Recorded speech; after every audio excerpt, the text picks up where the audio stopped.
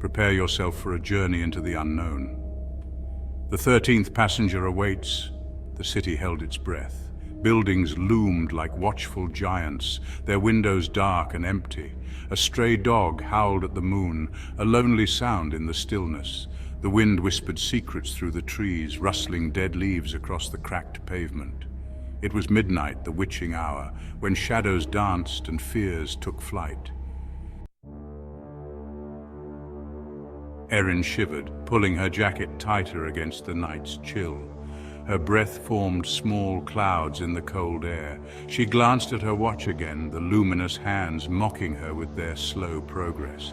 Where was the bus? It was never this late. A wave of unease washed over her, the city's silence pressing in like a suffocating blanket. She'd heard the stories, whispered among the locals like a dark secret. The midnight bus, they called it. A phantom route that appeared only after the clock struck 12. A bus where the living mingled with the dead, where shadows took on lives of their own, and where the 13th passenger was never quite human. Erin had dismissed them as mere superstition, foolish tales meant to scare children, but now, standing alone in the desolate darkness, she wasn't so sure.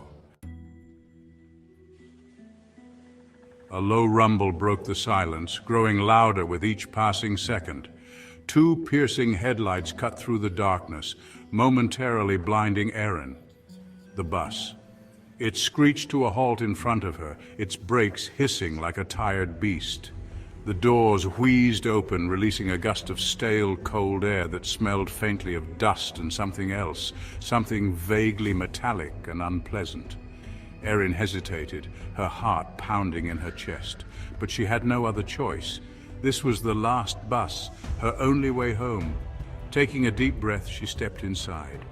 The bus was ancient, its interior dimly lit by flickering fluorescent lights that buzzed ominously. The seats were torn and worn, covered in a faded floral fabric that had seen better days. An unsettling stillness hung in the air, broken only by the hum of the engine. The bus was sparsely populated, each passenger an island of silence in a sea of empty seats. An old woman with eyes that seemed to burn right through her clutched a worn leather bag on her lap. A man in a tattered coat hunched in the corner, his face obscured by a wide-brimmed hat. A young couple, their faces pale and drawn, sat hand in hand, their eyes fixed on some unseen point in the distance. No one spoke. No one even seemed to breathe. It was as if they were all holding their breath, waiting for something to happen. Erin made her way to the back of the bus, choosing a seat far from the other passengers. The air grew colder as she sat down, sending a shiver down her spine. She tried to shake off the feeling, telling herself it was just her imagination. But the whispers started then, soft and low, like the rustling of dry leaves. They came from all around her, weaving through the silence, carrying fragments of forgotten conversations, snippets of half-remembered nightmares. Section 5. Faceless Fears. Erin couldn't make out the words, but the voices sent chills down her spine. They seemed to seep into her bones, whispering of forgotten horrors and things best left undisturbed. She glanced nervously at the other passengers, but they remained unchanged, their faces blank and emotionless, as if oblivious to the whispers that swirled around them. Or perhaps they were the source. Her gaze lingered on the old woman. Her eyes, like two smoldering embers, seemed to follow Erin's every move. They were filled with a strange intensity, a knowing glance that sent shivers down Erin's spine. She quickly averted her gaze, her heart pounding in her chest. The man in the corner shifted slightly, his hat tilting just enough to reveal a glimpse of his face, or rather the lack thereof. Where his face should have been, there was only a smooth, featureless void, a black hole that seemed to swallow the surrounding light. Erin gasped, her hand flying to her mouth to stifle a scream, but when she looked again, the man was just as before, his face hidden in the shadows of his hat. Section 6. An empty seat. Had she imagined it? The line between reality and nightmare blurred with each passing moment. The bus rumbled onward, its headlights cutting through the darkness like a knife. Streetlights flickered outside, casting fleeting glimpses into the bus's interior. Each flicker revealed something different, something more unsettling. The old woman's bag seemed to pulse with a faint inner light. The young couple's hands, clasped so tightly together, appeared to be melting into each other, their fingers fusing together in a grotesque parody of affection. And then there was the seat, the empty seat.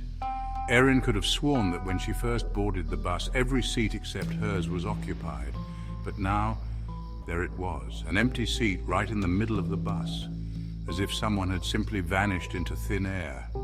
A cold dread settled in the pit of her stomach. She had heard the stories, the whispers about the 13th passenger, the one who was never really there. Not in the way that living beings were, the one who appeared only when the bus was in motion, a harbinger of misfortune, a passenger no one wanted to meet. Section 7. The shadow takes shape. The whispers grew louder, more insistent, swirling around Erin like a vortex of fear. She could feel a presence behind her, a cold, unseen gaze boring into her back. She didn't dare turn around. She didn't want to know what was watching her. The bus lurched violently, throwing Erin against the seat in front of her. When she looked up, she saw that the other passengers were gone. The old woman, the man in the hat, the young couple, they had all vanished, leaving behind only the faint scent of dust and decay. Erin was alone now, except for the presence behind her, the one she could feel growing stronger with each passing moment. It was a shadow, she realized, a shadow that stretched and contorted with the flickering lights. It took on the shape of a man, tall and gaunt, his features obscured by darkness. He was there, and yet not there, a phantom figure hovering at the edge of her perception. Section 8. Vanishing Acts. Erin wanted to scream, to run, to do anything but sit there and wait for the inevitable, but fear had paralyzed her, rooting her to the spot. The shadow moved closer, its cold, ethereal hand reaching out towards her. It brushed against her neck, sending a jolt of terror through her entire body. She could feel its icy breath on her skin, smell the emptiness that clung to it like a shroud. The bus screeched to a halt, throwing Erin forward once more. When she looked up again, the shadow was gone. She was alone on the bus, the only passenger left. The doors hissed open, revealing a street she didn't recognize.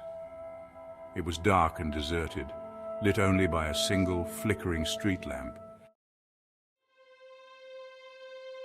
Section 9. Alone. "This isn't my stop," Erin whispered, her voice trembling. She wanted to get off the bus, to flee into the night, but her legs felt like lead. She couldn't move, she couldn't even breathe. The doors hissed closed, trapping her inside. The engine roared to life, and the bus lurched forward, disappearing into the darkness. Erin sank back into her seat, her body racked with sobs. She was lost, alone, trapped on a bus with a phantom passenger and a destination unknown.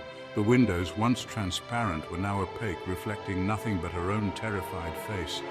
She was trapped inside her own personal nightmare, and there seemed to be no escape. Section 10. Face to face. The bus rumbled on through the endless night. Time lost all meaning. Minutes stretched into hours, or perhaps it was the other way around. Erin sat huddled in her seat, her eyes fixed on the empty space in front of her. The whispers had returned, weaving their way into her mind, whispering her name, beckoning her closer. Slowly, so slowly she almost missed it, a figure began to coalesce in the seat opposite her. It solidified out of the shadows, taking on a human form, though it was somehow wrong, distorted like a reflection in a broken mirror. It was the 13th passenger. His face was long and thin, with eyes that burned like hot coals. His skin was pale and papery, stretched taut over his bones. He wore a suit that was both old and new, both fashionable and strangely out of date. He smiled then, and it was the most terrifying thing Erin had ever seen. It was a smile devoid of warmth, a chilling, predatory grin that sent shivers down her spine. Section 11. The final stop. "Welcome," he rasped, his voice like dry leaves skittering across pavement. "I've been expecting you." Erin tried to speak, to scream, to do anything but sit there and stare at the creature in front of her, but no sound came out. She was frozen, trapped in the grip of his unwavering gaze. The bus lurched to a stop and the doors hissed open, revealing not a street, but a swirling vortex of colors and shapes, a kaleidoscope of madness that defied description.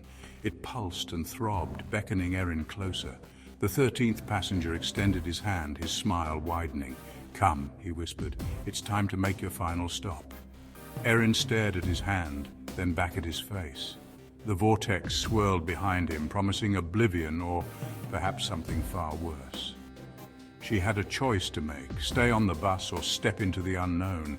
But was there really a choice at all? The bus engine roared, the sound echoing through Erin's bones, vibrating in her very soul.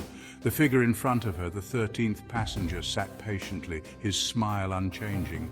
The doors remained open, an invitation and a threat. The bus waited. Her fate, it seemed, was still to be decided.